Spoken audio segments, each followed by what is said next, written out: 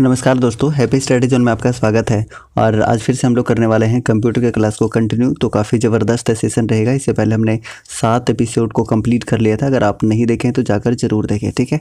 तो चलिए आज का सेशन स्टार्ट करते हैं क्वेश्चन नंबर फर्स्ट के साथ में। तो पहला क्वेश्चन है कि रॉ डेटा को कैप्चर करने और कंप्यूटर सिस्टम में एंटर करने में सहायता करता है। कौन करता है? तो इनपुट डिवाइस करता है। अब देखिए, इनपुट डिवाइस के बारे में कल भी हमने बताया था कि मान के चलिए ये कि आपके पास ये रहा मॉनिटर, ठीक है। उसके बाद मैंने मान लिया कि ये है कीबोर्ड और ये क्या है, ये है सीपीयू, ठीक है। तो हमने बताया था कि जो भी डेटा हम यहाँ पे इंटर करते हैं ये हमारा इनपुट हो जाता है।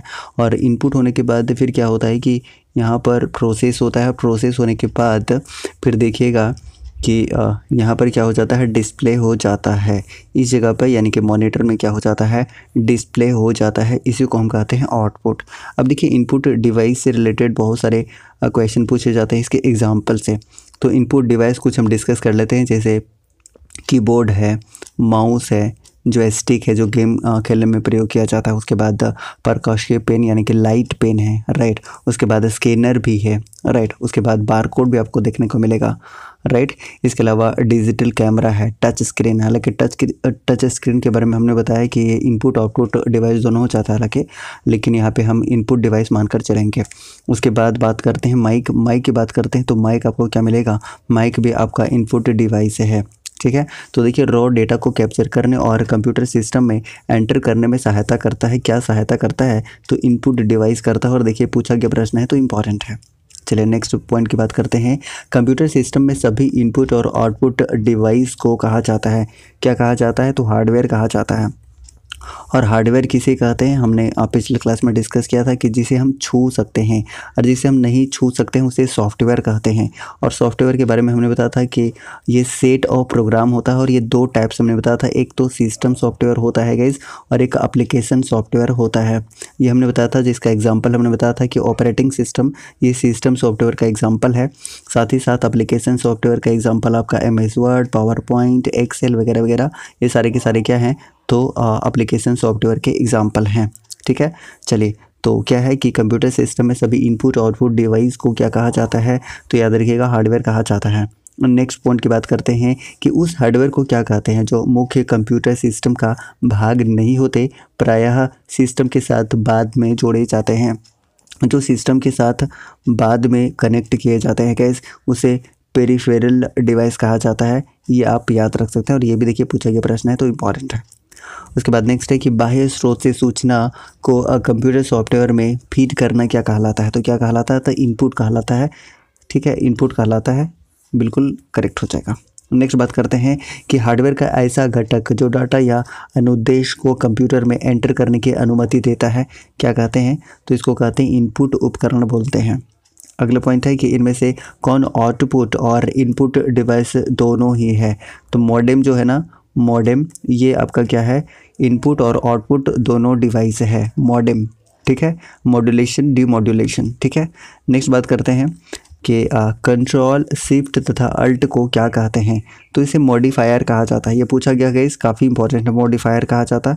और ये स्ट्रॉन्ग पॉसिबिलिटी है कि नेक्स्ट एग्जाम में भी आपको ऐसे क्वेश्चन पूछे जा सकते हैं। उसके बाद कीबोर्ड पर स्थित कोई अक्षर, संख्या या प्रतीक जिसे हम कंप्यूटर में टाइप कर सकते हैं, क्या कहलाता है? तो सारे के सारे कैरेक्टर्स कहलाते हैं, कैरेक्टर, ठीक है। कैरेक्टर याद रखिएगा, इंपॉर्टेंट है। उसके बाद नेक्स्ट पॉइंट की बात करते हैं कि टैब का प्रयोग किया जाता है। क्यों किया जाता है? तो इसका करेक्ट आंसर क्या होगा कि स्क्रीन में कर्सर को मूव करने और पैराग्राफ को इंडेंट करने के लिए किया जाता है। तो ये इंपॉर्टेंट है, पूछा गया प्रश्न है। उसके बाद नेक्स्ट बात करते हैं कि वे सिंबल जो किसी एक कैरेक्टर या कैरेक्टर्स के कॉम्बिनेशन को निरूपित करते हैं, क्या कहलाते हैं? तो वो कहलाते हैं वाइल्ड कार्ड। ये भी इंपॉर्टेंट है।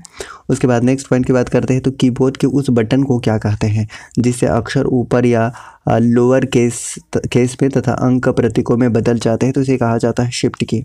शिफ्ट की कहा जाता है, ये भी इंपॉर्टेंट है। नेक्स्ट पॉइंट की बात करते हैं कि इस की को दबाने पर हम किसी खुले प्रोग्राम से बाहर आ सकते हैं, उसे क्या कहते हैं? तो उसे स्केप कहा जाता है। स्केप कहा जाता है, ये इंपॉर्टेंट है। उसके बाद नेक्स्ट है कि कर्सर या इंसर्शन पॉइंट की मौजूदा स्थिति के बाईं ओर एक कैरेक्टर को डिलीट करने के लिए प्रयोग किया जाता है। तो ये बैक स्पेस का प्रयोग किया जाता है, काफ़ी ज़्यादा यूज़ में होता है, आप देख सकते हैं। नेक्स्ट बात करते हैं तो कीबोर्ड की सहायता से कंप्यूटर को रिस्टार्ट करने के लिए किस कुंजी के संयोजन का प्रयोग किया जाता है। तो इसमें कौन कौन सा कुंजी का कौन कौन सा कीज़ का यूज़ किया जाता है। तो देखिए कंट्रोल अल्ट और डिलीट का यूज़ किया जाता है। तो ये इंपॉर्टेंट है, काफ़ी इंपॉर्टेंट है, इसको नोट कर सकते हैं। उसके बाद क्वेर्टी का प्रयोग किसके संदर्भ में किया जाता है। तो क्वेर्टी आप जानते हैं कि कीबोर्ड में इसका प्रयोग किया जाता है, काफ़ी इंपॉर्टेंट है। उसके बाद नेक्स्ट बात करते हैं कि कीबोर्ड में सामान्य टाइपिंग कीज़ के अतिरिक्त एक की पैड होता है जिसकी सहायता से कर्सर को कंट्रोल किया जा सकता है, क्या कहलाता है, क्या कहलाता है। तो याद रखिएगा कि न्यूमेरिक की पैड या नंबर पैड कहलाता है, ये इंपॉर्टेंट है। नेक्स्ट बात करते हैं कि सबसे कॉमन या सबसे अधिक प्रयोग होने वाली इनपुट डिवाइस कौन सी है। तो काफ़ी ज़्यादा प्रयोग में होता है माउस और कीबोर्ड, यही दोनों की वजह से क्या होता है कि कंप्यूटर को हम ऑपरेट कर रहे होते हैं, तो काफ़ी इंपॉर्टेंट और सबसे ज़्यादा प्रयोग होता है। उसके बाद नेक्स्ट है कि कौन सा इनपुट माध्यम कंप्यूटर सिस्टम में टेक्स्ट और न्यूमेरिकल डेटा एंटर करने के लिए सर्वाधिक कॉमन है। तो कीबोर्ड है, कॉमन सी बात है। तो ठीक है, अगले क्वेश्चन की तरफ बढ़ते हैं। अगला क्वेश्चन है कि किन कीज़ के नंबरों को तेज़ी से इनपुट किया जा सकता है। तो यह है न्यूमेरिक कीपैड, इंपॉर्टेंट है। उसके बाद नेक्स्ट बात करते हैं कि किसी स्पेशल टास्क के लिए अन्य कुंजियों के साथ इनका प्रयोग किया जाता है, क्या किया जाता है। तो कंट्रोल है, शिफ्ट है और अल्ट है। तो ये तो हम प्रयोग करते ही हैं, अगर आप कंप्यूटर यूज़ करते हैं तो आपको पता होगा। कर्सर को एक ऐसा स्पेस दाईं ओर खिसकाता है या शब्दों के बीच स्पेस डालता है, क्या कहलाता है। तो स्पेस बार कहलाता है, स्पेस बार कीज़ कहलाता है, ठीक है, इंपॉर्टेंट है। उसके बाद नेक्स्ट बात करते हैं कि प्रत्येक अक्षर के लिए शिफ्ट की का प्रयोग बिना सभी अक्षरों को कैपिटल बनाने के लिए किया जाता है, उसे कैप्स लॉक कहा जाता है। आपने देखा होगा कि जैसे आप कैप्स लॉक यूज़ कर देते हैं उसके बाद अगर सारे कैपिटल है तो कैपिटल हो जाएंगे, अगर सारे स्मॉल हैं तो कैप्स लॉक करने के बाद वो कैपिटल हो जाएंगे, कैपिटल है तो स्मॉल हो जाएंगे, ठीक है, कैप्स लॉक ऑन करने के बाद। उसके बाद है कि स्क्रीन पर टाइप किया गया शब्द कहलाता है, क्या कहलाता है। तो टेक्स्ट कहलाता है, टेक्स्ट इंपॉर्टेंट है, ठीक है। फिर अगले पॉइंट की तरफ हम बढ़ते हैं। तो अगला पॉइंट है कि वह कौन सी की है जो कंप्यूटर मेमोरी में सूचना को और स्क्रीन से कैरेक्टर को मिटा देती है। तो डिलीट है, नाम से ही पता चल रहा है डिलीट हो जाएगा, राइट। चलिए उसके बाद नेक्स्ट बात करते हैं, कैप्स लॉक को टॉगल की भी कहते हैं, क्यों कहते हैं, क्योंकि हर बार प्रेस करने पर इसका फंक्शन आगे पीछे हो जाता है, इसलिए इसे क्या कहा जाता है, इसे टॉगल कहा जाता है कैप्स लॉक को, ये इंपॉर्टेंट मार्क कर सकते हैं।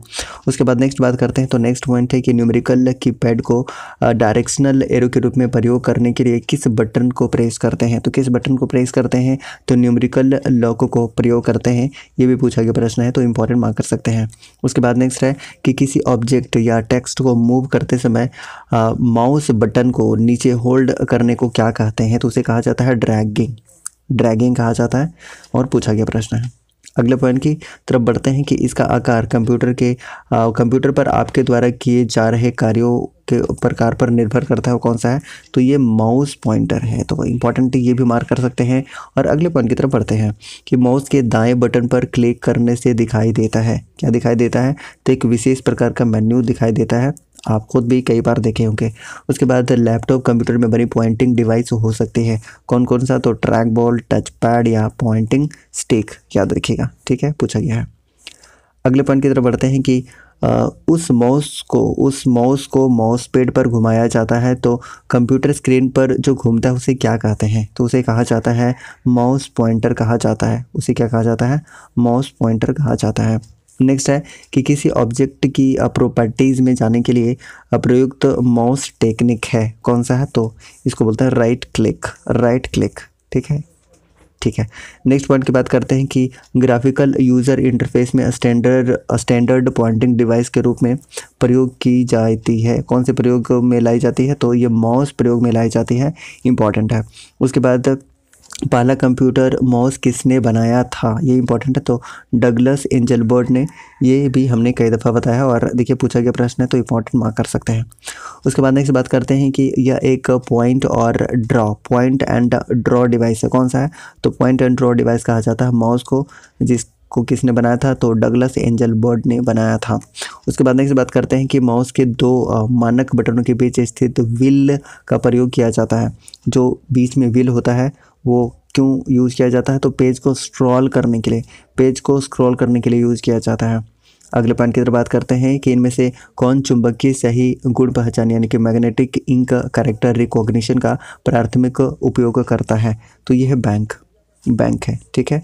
चलिए अगले पॉइंट की तरफ बढ़ते हैं और अगला पॉइंट है कि OCR का पूरा नाम क्या है, यानी कि इसका फुल फॉर्म क्या है। तो ऑप्टिकल कैरेक्टर रिकॉग्निशन, ठीक है, याद रख सकते हैं, इंपॉर्टेंट पूछा जाता है, कई बार पूछा गया है। तो ट्रैक बॉल उदाहरण है, तो कौन सा है, तो पॉइंटिंग डिवाइस का एग्जाम्पल है ट्रैक बॉल, ये याद रखा जा सकता है, इंपॉर्टेंट भी है।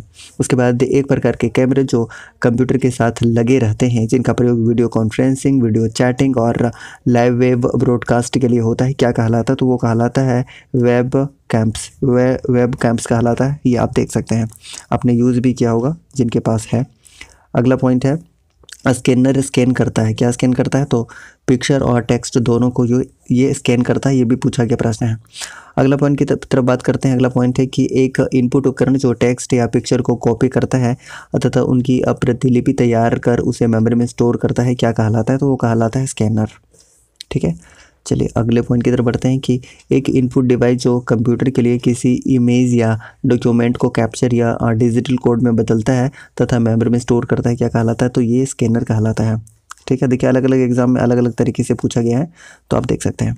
उसके बाद आवाज़ यानी कि वॉइस को डिजिटलाइज करने वाले सॉफ्टवेयर की सीमा यह है कि, क्या सीमा है, तो इसे अलग अलग ध्वनि की पहचान के लिए प्रशिक्षित होना चाहिए, ठीक है, ये देखिए पूछा गया है।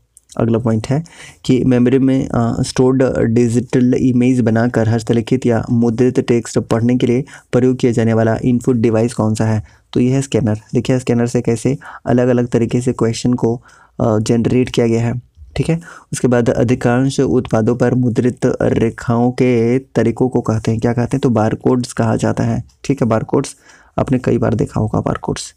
नेक्स्ट बात करते हैं MICR का विस्तारित रूप, यानी कि इसका फुल फॉर्म क्या होता है, तो इसका फुल फॉर्म होता है मैग्नेटिक इंक कैरेक्टर रिकॉग्निशन या रीडर, ठीक है, और ये भी पूछा गया है और हर बार पूछा जाता है इसका फुल फॉर्म।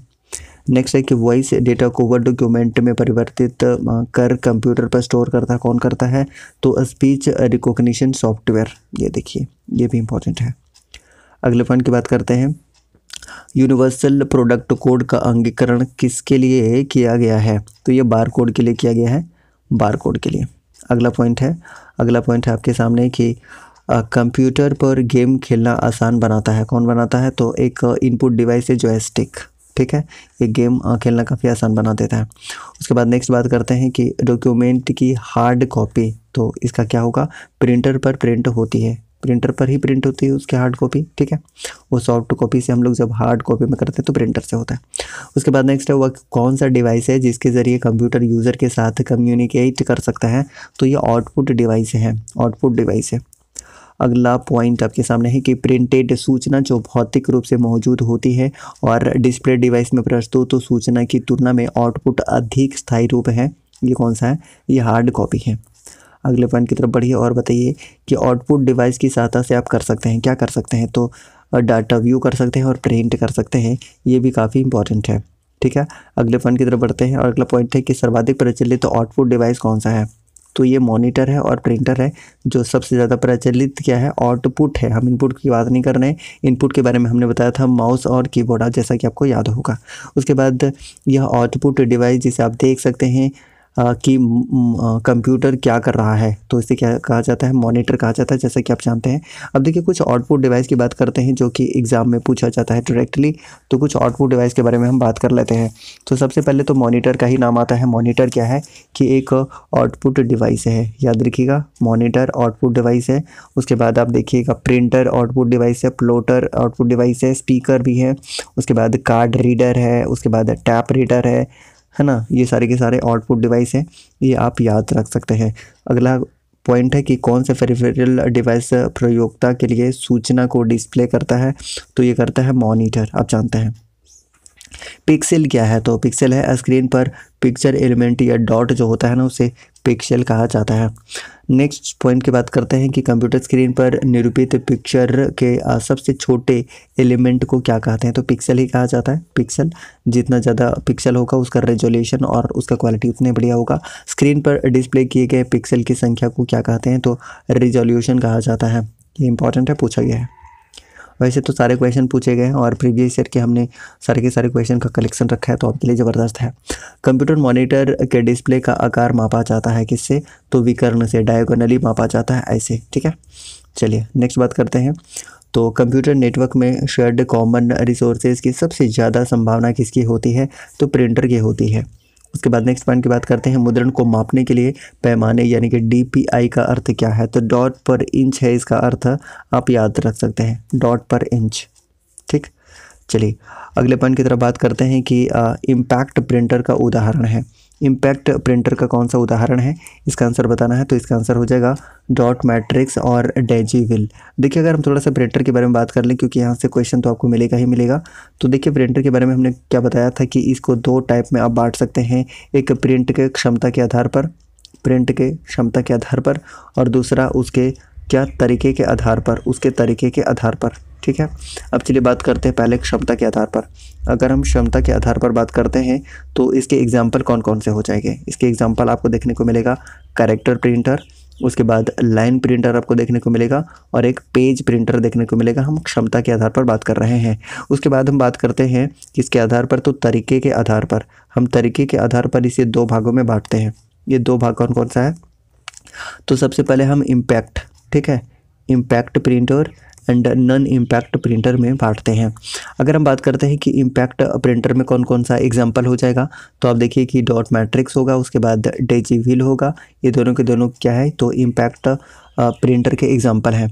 उसके बाद नॉन इम्पैक्ट के अगर हम एग्जाम्पल की बात करते हैं तो इसमें कौन कौन सा हो जाएगा? थर्मल हो जाएगा, थर्मल, इंकजेट और लेज़र। ये नॉन इम्पैक्ट प्रिंटर के एग्जाम्पल्स हैं।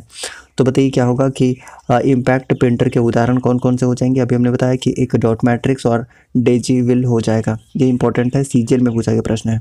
उसके बाद नेक्स्ट है कि प्रिंटर किस प्रकार का डिवाइस है? तो आउटपुट डिवाइस है। अभी हमने आउटपुट डिवाइस बताया था, बहुत सारा आउटपुट डिवाइस, जैसे मॉनिटर, प्रिंटर, फ्लोटर, स्पीकर, उसके बाद card reader, tape reader, these all are example of output device. Sorry, output device, ये आपको याद रखना है।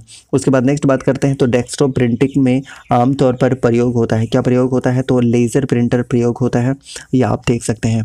उसके बाद नेक्स्ट बात करते हैं कि समानांतर या पैरेलल पोर्ट इस्तेमाल होता है कहाँ पर? प्रिंटर में। ये भी काफ़ी इंपॉर्टेंट है। नेक्स्ट बात करते हैं कि लेज़र प्रिंटर में प्रयुक्त होता है, क्या प्रयुक्त होता है? तो सेमीकंडक्टर लेज़र प्रयुक्त होता है। देखिए हम एक प्रिंटर से रिलेटेड जितने भी अभी जैसे हमें character printer, line printer, page printer, dot matrix printer, उसके बाद डेजीविल, थर्मल, इंकजेट, लेज़र, जितना भी हमने बताया है इसके बारे में एक सेपरेट मैं आपको बना दूंगा लगभग 10 मिनट का वीडियो, जिसमें सारे के सारे जितने भी क्या होते हैं, उसका मतलब क्या होता है, वो आपको देखने को मिल जाएगा। तो काफ़ी इंटरेस्टिंग सेशन रहेगा, बस बने रहिए। और अच्छा लग रहा है तो लाइक करते जाइए, है ना, एक एक लाइक करते जाइए। और जो भी नए हैं गाइस वो सब्सक्राइब कर लीजिएगा। जितने भी नए लोग पहली बार सेशन को देख रहे हैं वो क्या करना है, उनको सब्सक्राइब कर लेना है, ठीक है। और अगर आप शेयर कर सकते हैं तो शेयर भी कर दीजिएगा। कोई भी एजुकेशनल ग्रुप में आप एक शेयर ईमानदारी से कर सकते हैं। आपके लिए ज़बरदस्त मेहनत की जा रही है, तो इतना तो बनता है कि आप लाइक और शेयर सब्सक्राइब करते रहें। बताइएगा नेक्स्ट कि इंटेलिजेंस टर्मिनल की विशेषता है, क्या विशेषता है? तो इसमें माइक्रो प्रोसेसर होता है, किंतु यूजर द्वारा इसका प्रोग्राम नहीं किया जा सकता है। देखिए माइक्रो प्रोसेसर के बारे में हमने कई दफ़ा बताया है कि जो माइक्रो प्रोसेसर ये 4th जनरेशन में यूज़ हुआ था। तो देखिए सारे के सारे जनरेशन दोबारा से हम डिस्कस कर लेते हैं। फर्स्ट जनरेशन में वैक्यूम ट्यूब यूज़ हुआ था, उसके बाद सेकेंड जनरेशन में ट्रांजिस्टर यूज़ हुआ था, थर्ड जनरेशन में इंटीग्रेटेड सर्किट यूज़ हुआ था, और 4th जनरेशन में माइक्रो प्रोसेसर प्रयोग हो गया था। और 5th जनरेशन जो अभी करंट में चल रहा है, अल्ट्रा लार्ज स्केल इंटीग्रेशन, इसमें यूज़ किया गया था। ये आप याद रख सकते हैं, ठीक है। तो चलिए अगले पॉइंट की तरफ बढ़ते हैं कि डम्ब टर्मिनल है, क्या है? तो ये नगण्य इंटेलिजेंस वाला टर्मिनल होता है, ये आप याद रख सकते हैं, ठीक है। चलिए अगले पॉइंट की तरफ बढ़ते हैं कि पेरिफेरल डिवाइस जैसे कि प्रिंटर और मॉनिटर क्या कहलाते हैं? तो हार्डवेयर कहलाते हैं, जिसको हम छू सकते हैं, तो आप ऐसे भी समझ सकते हैं। उसके बाद एक उपकरण जो मानव द्वारा समझे जा सकने वाले ह्यूमन अंडरस्टैंडेबल डाटा और प्रोग्राम कंप्यूटर द्वारा प्रोसेस किए जाने योग्य बनाता है, क्या कहते हैं? तो इनपुट डिवाइस कहते हैं, ये भी आप देख सकते हैं। अगले पॉइंट की बात करते हैं कि कंप्यूटर माउस है, क्या है? एक इनपुट डिवाइस है, ये तो हम शुरू से ही डिस्कस करते रहे हैं, तो ये काफ़ी ईजी है। अगले बात करते हैं अगले पॉइंट की कि एक इनपुट डिवाइस जो पेन के समान किसी उपकरण का उपयोग कंप्यूटर में चित्र खींचने या सूचना डालने के लिए किया जाता है उसे क्या कहा जाता है? तो स्टाइलस कहा जाता है। स्टाइलस कहा जाता है, ये इंपॉर्टेंट है और मेरे पास स्टाइलस है भी। नेक्स्ट बात करते हैं कि कौन सा सॉफ्टवेयर उन लोगों की मदद कर सकता है जो कंप्यूटर इनपुट के लिए हाथों का प्रयोग नहीं कर सकते हैं। तो इसका आंसर होगा स्पीच रिकॉग्निशन सॉफ्टवेयर और ये काफ़ी इंपॉर्टेंट है। तो इस तरीके से आज का सेशन हमने कंप्लीट कर लिया है गाइस। अगर आपको सेशन पसंद आया तो प्लीज़ लाइक कीजिएगा, चैनल पर नए हैं तो प्लीज़ चैनल को सब्सक्राइब कर लीजिएगा और बेल आइकन को भी प्रेस कर लीजिएगा। बहुत लोग बोलते हैं कि नोटिफिकेशन नहीं आता है, तो बेल आइकन को प्रेस करेंगे तो नोटिफिकेशन आपको मिलता रहेगा। और जितने भी नए लोग हैं सब्सक्राइब कर लीजिएगा और एक एक शेयर आप कर दिया करिए, है ना। और अगर आप लाइक नहीं किए हैं तो एक एक लाइक कर दीजिएगा, इस काफ़ी इंपॉर्टेंट है। ठीक है, चलिए तो आज का सेशन हम यहीं पे करते हैं एंड। जय हिंद।